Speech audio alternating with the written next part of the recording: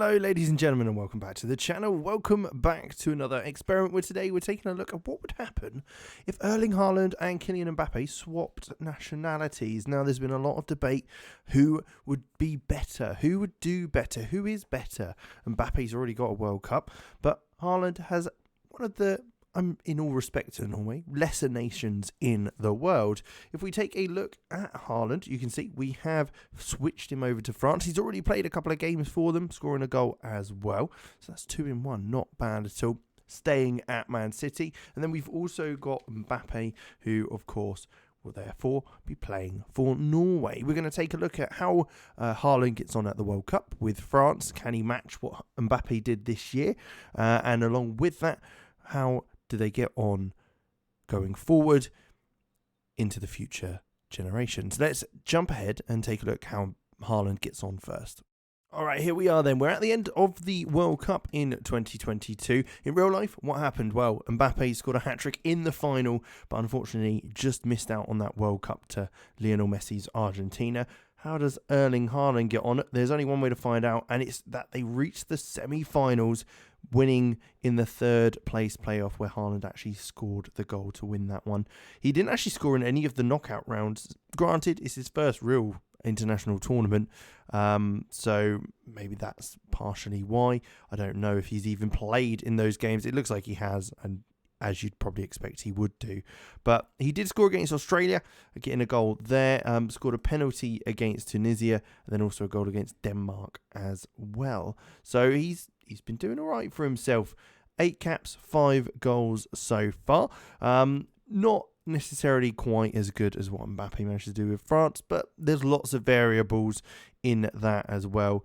Looking at their tactic, they're playing a completely different formation and possibly a style of play as well to what they were in the World Cup in real life. And they've got the likes of Nkunku in there, Benzema, who are both out injured, and the Hernandez back from injury, who only played like 1 game in the whole tournament, or a half a game. Let's take a look, jumping ahead again, and just see how they both get on now. We'll be able to go through, maybe see a Euros and maybe even another World Cup, and just see how both Mbappe does for Norway and Haaland does for France. So if we've jumped ahead to 2024, 13th of June, and we can see Haaland has got 24 goals in 20 appearances for France. Looking at it, we are just about heading into the Euros.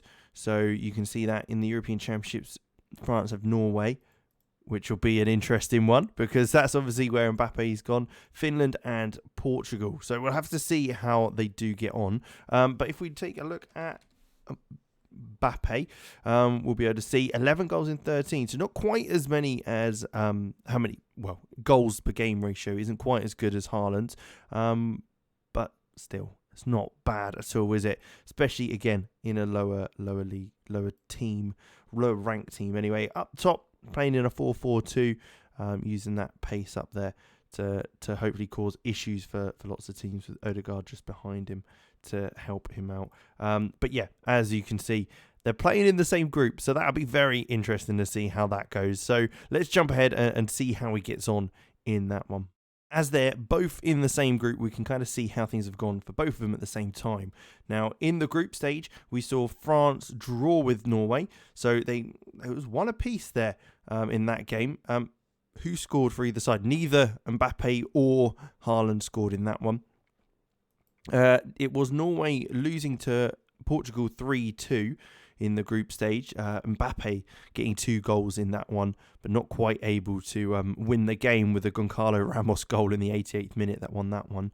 They took the lead and he managed to drag them back, which he had to do with France. But then I'd say a comfortable victory. It was a 3-2 win.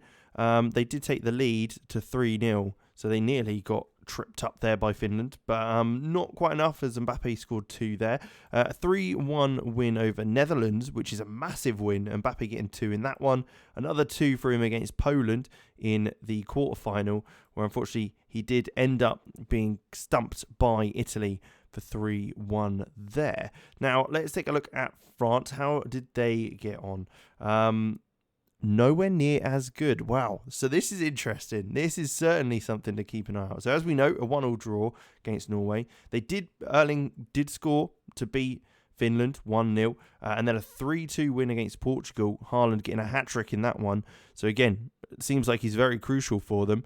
But for whatever reason, it didn't quite work against Croatia, and it ended up being a 1-0 loss in the second round. So far, Mbappe's definitely got one over on him. You're going to have to say that, aren't you? You can't argue with that one when it comes to national level as well. Erling, I have no idea why his face disappeared, but 28 goals in 24 appearances, still pretty damn good. And then if we take a quick look at the likes of Mbappe, he's got 19 goals in 19 appearances. So he's upped his game slightly to kind of level things out again. But we'll take one more jump and we'll take a look at the next World Cup. It will be a slightly different format, as we are fully aware. But it'll be interesting to see how Mbappe, if Norway get to the World Cup to start with, if he's managed to drag them there, which you'd hope they would with the larger numbers. And of course, how they get on against each other at that World Cup. All right, here we are. So here is the World Cup 2026. It is in the USA, Canada, and Mexico, of course. The holders being Croatia, which is an interesting one. But you've got, let's see if the boys have managed to make it to the World Cup itself. So we're flicking through here. Obviously, we can see that the mighty France have, with Erling Haaland in there, as you'd probably expect and would hope they would do. But having a quick flick through, I can't see Norway. I might be blind. You might be shouting at me there that I can't quite see them. But I'll just double check by jumping over to Norway and seeing their schedule. But no, they didn't quite make it. So what happened? World Cup qualifying. Oh, they've had an absolute shocker. I don't know what has gone on here. I mean, they were in the same World Cup qualifying group as France. Again, meeting up once more. They can't get away from each other. But, yeah, I mean, it's certainly something.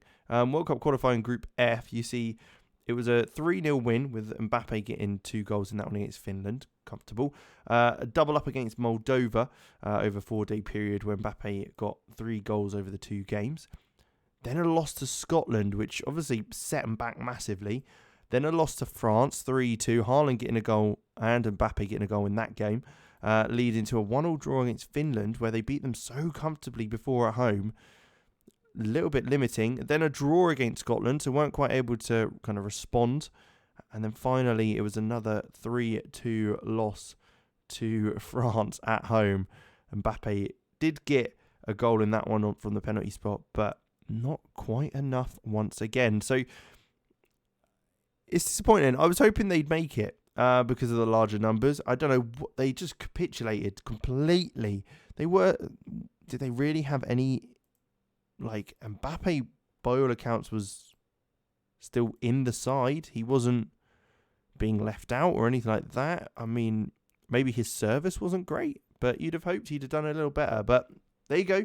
We will jump ahead and take a look at how Haaland gets on at this World Cup. Will he do better now he's had a bit of experience in competitions, international competitions, or will he still be stuck there? 37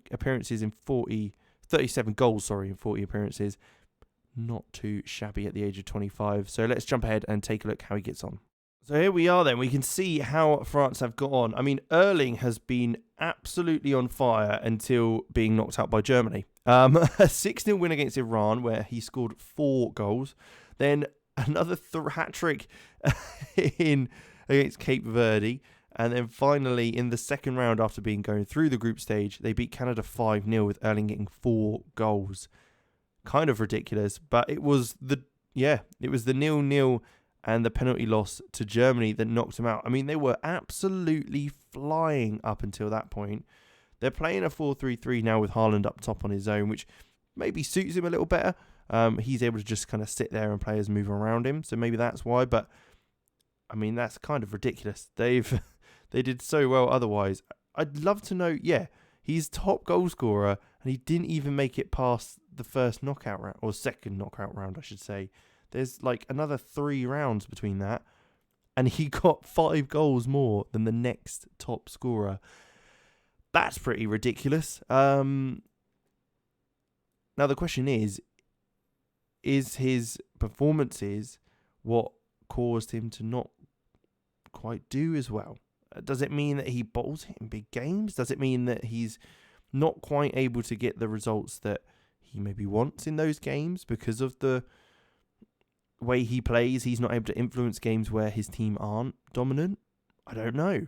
But, I mean, he scored a whopping 15 goals in 3 games at the World Cup before the Germany game. And then all of a sudden, nothing.